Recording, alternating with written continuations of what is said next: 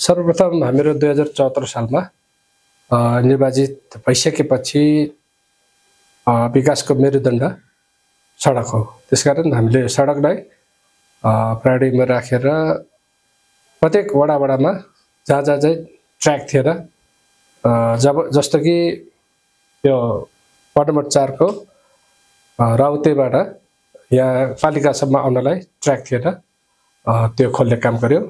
र तामानपाखरिन मार्ग अहिले जुन साङ्को स्टिप्लिङ तामानपाखरिन मार्ग भनेर नामकरण भएर आइसकेको छ र त्यो सडकलाई चाहिँ डुन्डुरेसम्म चाहिँ हामीहरू निर्वाचित हुनुभन्दा अगाडि ट्र्याक खोलेको थियो। र डुन्डुरे पारी भन्नाले वार्ड नम्बर 2 र 1 मा नयाँ ट्र्याकै थिएन र त्यो खोल्ने काम चाहिँ प्रदेश सरकारसँग मिलेर गर्यो। र वार्ड नम्बर 2 को झङयुङदेखि वार्ड नम्बर 1 हुँदै रुबी भ्याली जानलाई तल ज्योति आबिसम्म हामीले ट्र्याक खोलेको थियौँ।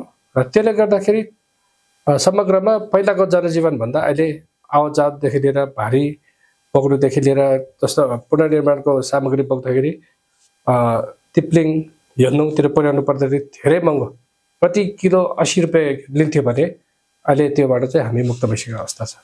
र त्यसले गर्दाखेरि जनजीवनमा जस्तो बिमारी भएको बेलामा अपरझट एम्बुलेन्स कहाँबाट लाने, कसो गर्ने भन्नु पनि परेको छैन। र त्यो एउटा सबभन्दा पहिलो प्रायोरिटी हामीले सडकलाई दियो। र त्यसपछि विभिन्न किसिमको उत्पादनमूलक र स्वास्थ्य भवनहरू, विद्यालयहरू त्यसरी चाहिँ क्रमशः हामीले काम गर्दै गएर अहिले आएर चाहिँ यो तपाईहरुले आफैले देख्न सकिन्छ।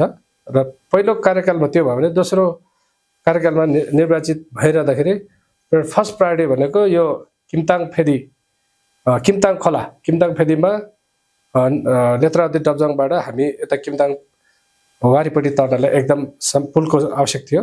धेरै हामीले जोखिम लिएर हिँड्नु पर्थ्यो र अब लगभग 3वटा गाडी फेर्नु पर्थ्यो धादिङ विश्व पुग्दाखेरि। र अहिले त्योबाट पनि गत वर्ष हामीले नेपाली सेनासँग र हाम्रो भौतिक पूर्वाधार मन्त्रालयसँग सहकार्य गरेर एउटा बेलिप्ती चाहिँ राखेर अहिले एकदमै हाम्रो हिउँद बर्खा भन्नु छैन, राम्रोसँग सजिलोसँग हामी धादिङ विश्व पोखरा काठमाडौँ बनाउन सक्छौँ। कृषिमा चाहिँ भन्नुपर्दाखेरि म आफै पनि लगभग 12-15 वर्ष अगाडिदेखि यो कृषि पेसा, व्यावसायिक कृषि पेसामा लागेको थिएँ।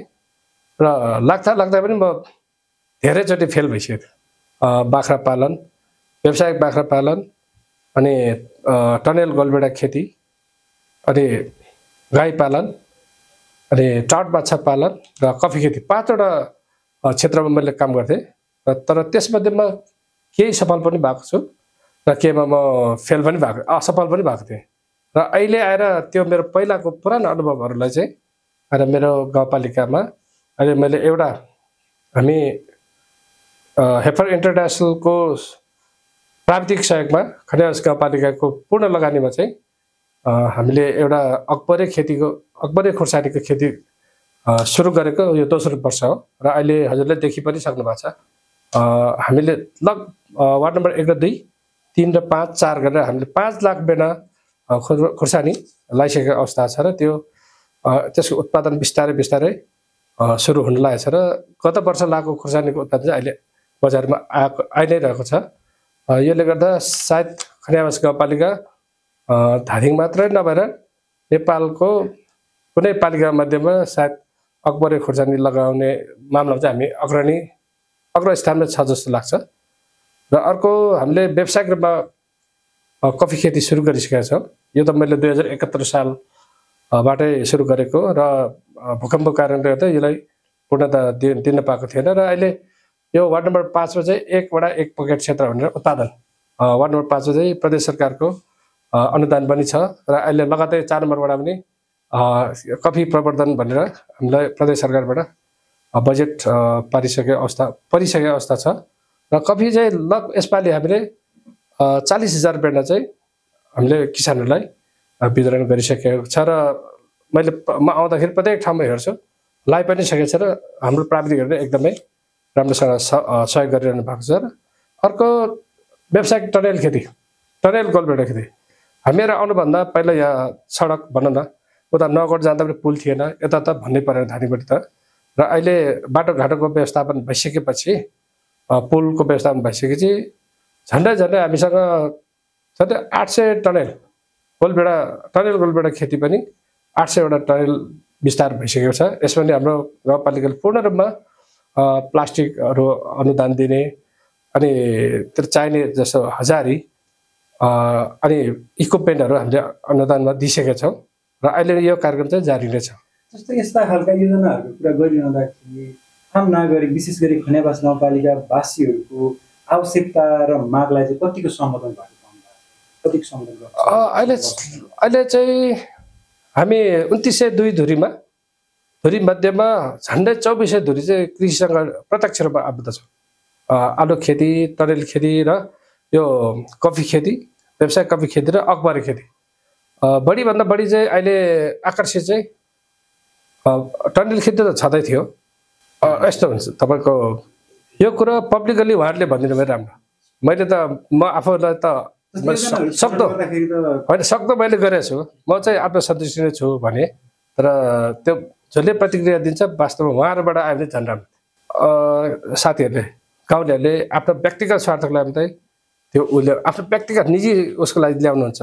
तर हामीले पालिकाले के गर्छ भने एकजनालाई मात्र होइन, एउटै योजनाले उहाँले ल्याउनु भएको निवेदन जुन आवश्यकता छ त्यसलाई अरूलाई सम्बोधन होस् भनेर हामी त्यसरी गर्छौँ।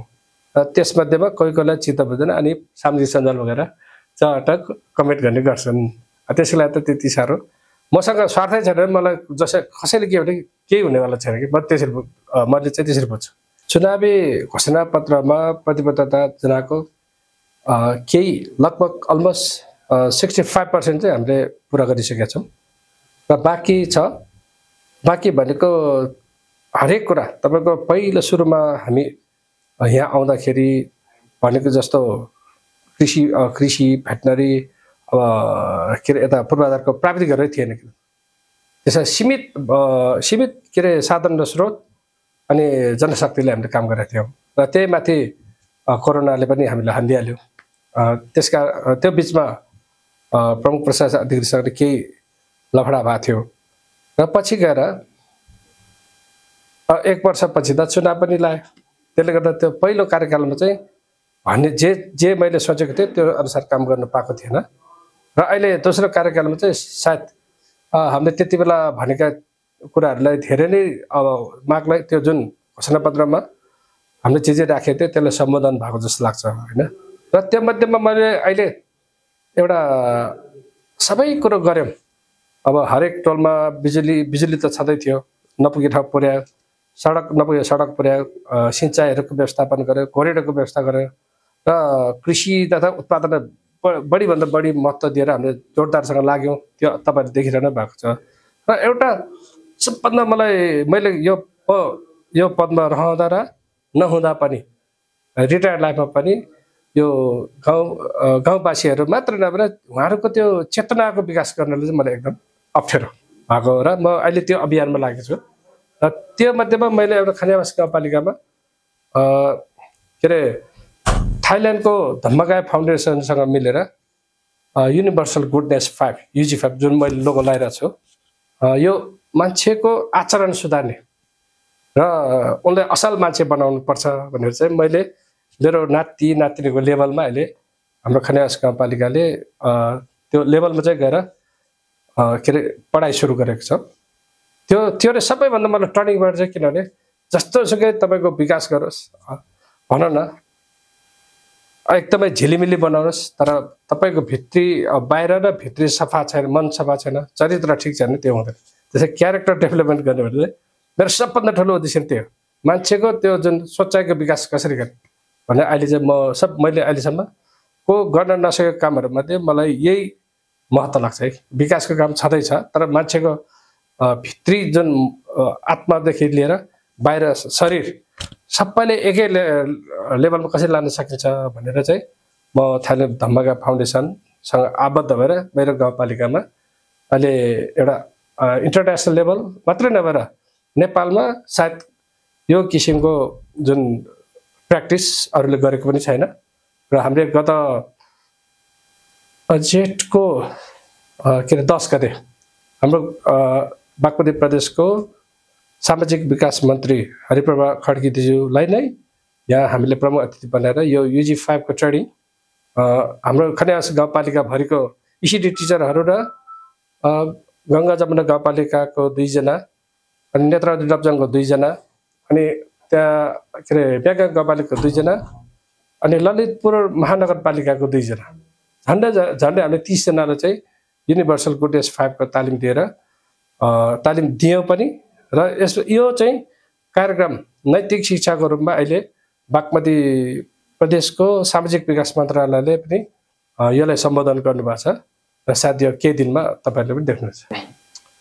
यो साँच्चै तपाईहरुले भन्नुभएको जस्तै उत्तरी क्षेत्रको को लागि चाहिँ यो जुन किमताङ फेदीको बेली ब्रिज यो लाइफलाइन अवश्य पनि हो र यसको लागि झन्डै मैले 1 वर्ष हाम्रो अहिलेको मान्य आदरणीय कृषि मन्त्री रामनाथ दाई अनि हाम्रो दिलमान दाई र विद्युत प्राधिकरणको इडी कुलमान घिसिङ र हाम्रो प्रदेशको मान्य डमरू तामाङ लगायत धेरै साथीहरूसँग सहकार्य गरेर दौडधुप भन्दा बढी मैले गरेँ सहकार्य उहाँले मलाई सहयोग गर्नुभएको थियो र अनि अन्तमा आएर त्यो किस्पाङ गाउँपालिका र रसुवाको उत्तरगाई गाउँपालिकाको बिचमा रहेको त्रिशुली 3B को छेउमा जहाँ त्रिशुली नदीमाथि थियो अनि त्यहाँ पक्की पुल बनिसक्यो भनेर मैले चाहिँ त्यसलाई नै इन्डिकेट गरेर रक्षा मन्त्रालय भौतिक पूर्वाधार मन्त्रालय र अनि पालिकाले चाहिँ त्यो संरचना स्ट्रक्चर जुन बेसको स्ट्रक्चर बनाउन चाहिँ हाम्रो गाउँपालिकाले झन्डै 1 करोड लगानी गरेको थियो। त्यसमध्ये 1 करोड भित्र पनि नेत्रावती डब्जङले रु 25 लाख र मेगाङ गाउँपालिका रु 10 लाख चाहिँ हामीलाई पार्टनरसिपको रूपमा चाहिँ आर्थिक सहयोग गर्नुभएको थियो र त्यसकारण अहिले अब भन्न त धेरै साथीहरूले मभन्दा सिनियर दाजुहरूले पनि भन्थे हे यो के फलामको पुल पनि कहीँ हुन्छ र भन्नुहुन्थ्यो तर फलामको आयु कति सिमेन्टको आयु कति त्यो अब उहाँहरूले बुझ्न मतलब अलिकति त्यो उहाँहरूको ल्याकिङ भयो जस्तो लाग्यो है।